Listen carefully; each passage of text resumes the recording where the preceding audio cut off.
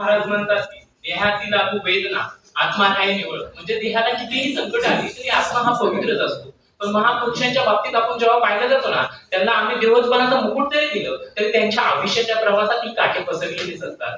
पण तिथेच आपण पाहतो की त्या महापुरुषांना आम्ही देव केले, पण त्यांच्या कार्यामुळे केलं, पण त्यांच्या आयुष्याच्या प्रवासात त्यांना देव पण निभवत असताना त्यांच्याकडे कित्येक वेळा माणुसकीची नाती तुटली हे कोणी त्यांना विचारलं का? त्यावेळेस तिथे कुठेतरी येतं तर देव पण मिळवायचं नसतं तर ते निभवायचं असतं, आणि तेच निभवत असताना त्यांच्याकडून कित्येक वेळा मान म्हणजे ते म्हणतात की त्यांनी रक्ताचा थेंब आणि प्राणाचा श्वास या समाजासाठी अर्पण केला. नमस्कार, मी विश्वास दसुडे, माझ्या स्पर्धेचा विषय आहे हे महापुरुषांनो तुम्हाला देव पण दिले, पण त्याच्या पुढे जे टिंब आहे ना त्याचा अर्थ असा, म्हणजे मी माझ्या विषयाकडे होत असताना विषयाकडे स्पर्श करत असताना सर की छत्रपती शिवाजी महाराजांना आम्ही दिवसाचं वंदनही केलं, पण त्यांच्या संघर्षाला त्यांनी शत्रूशी आणि कटकारस्थान असण्याची संघर्ष करताना त्यांनी संपूर्ण आयुष्य शत्रूशी लढण्यास घालवले. त्या छत्रपती आम्ही तुम्हाला देव होता तेव्हा तुम्हाला उंचावर ठेवलं, पण तुमच्या पाऊलखुणावर मात्र चालायला तयार झालो नाही.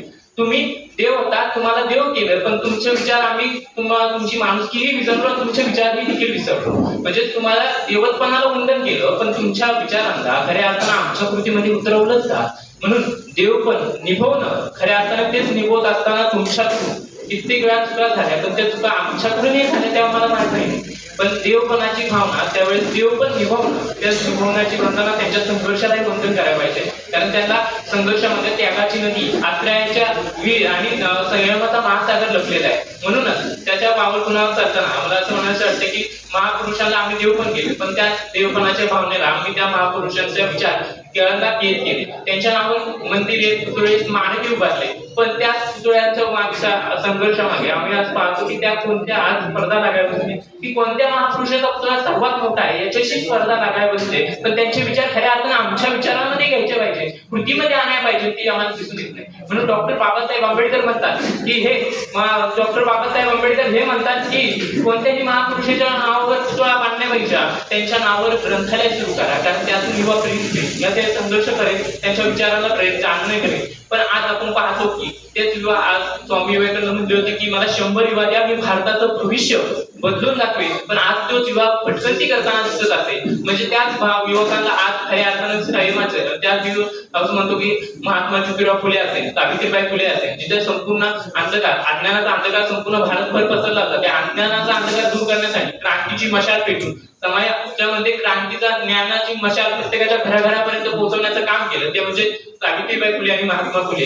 त्यांनी सत्यशोधक समाजाच्या माध्यमातून समाजामध्ये वर्णभेद, लिंगभेद, जातीभेद आणि समाजाची अस्पृश्यता नष्ट करण्याचं काम केलं. पण आजही देखील आम्ही त्याच समाजामध्ये त्याच महापुरुषांनी म्हणजे आम्हाला परिवर्तन घडवण्याचं काम केलं, पण तो समाज जर पुन्हा अंधकाराकडे वळत असेल तर त्यांचे विचार आमच्या कृतीमध्ये आले का हे खऱ्या अर्थानं जाणून घेणं महत्वाचं आहे, कारण आमच्या विचारांना देवपणाची भावना खऱ्या अर्थानं रुजली का? छत्रपती शिवाजी महाराजांनी 18 पगड जातीच्या मावळ्यांना एकत्रित घेऊन हिंदवी स्वराज्याची निर्मिती केली, पण आजही देखील आम्ही प्रत्येक महापुरुषाला जातीमध्ये आणि धर्मामध्ये वाटून घेतलं. मग त्या महापुरुषांना त्याला आम्ही देव केलं, पण त्यांचे विचार आमच्या कृतीमध्ये उतरले नाही. मग तेच विचार आमच्या कृतीमध्ये उतरू, त्यांच्या विचाराप्रमाणे चालू. कारण कोणत्याही महापुरुषांनी असं म्हणलं नाही की आमचं आम्हाला देव पण द्या, आमची फुले अर्चना करा, डीजे करा, नाचा, आमची तुम्ही आमच्या विचाराप्रमाणे चला, सामाजिक परिवर्तन घडवा आणि तुमच्या विचारांप्रमाणे आम्ही जगू, आणि आम्ही तुमच्या पावलखुणावर चाललो तर आम्ही समाजामध्ये परिवर्तन घडल्यानंतर आम्ही तुमच्या विचारांप्रमाणे जगण्याचा प्रयत्न करेल,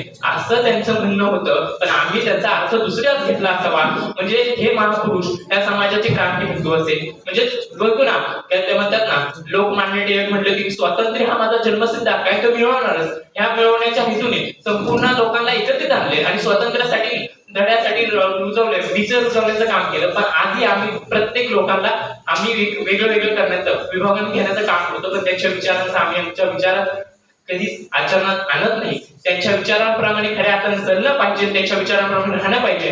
पुण्यश्लोक अहिल्याबाईंनी तसेच म्हणतात ना, काश्मीरच्या नंदनवानापासून तर मलेगिरीच्या चंदनवानापर्यंत, काटेवाड पासून तर संपूर्ण हिंदुस्थानामध्ये 7,000 पेक्षा जास्त मंदिरे उभारली. म्हणजे त्यांनी असा विचार केला का माझ्या संपूर्ण घरातल्या सर्व कुटुंबाचं माझं संपूर्ण नष्ट झाले, माझ्याकडे काहीच राहिलं नाही, तरी पण साध्या वस्त्रामध्ये राहून त्यांनी संपूर्ण भारतभर त्याच्या हिंदू मंदिरांचा जीवन उद्धार केला.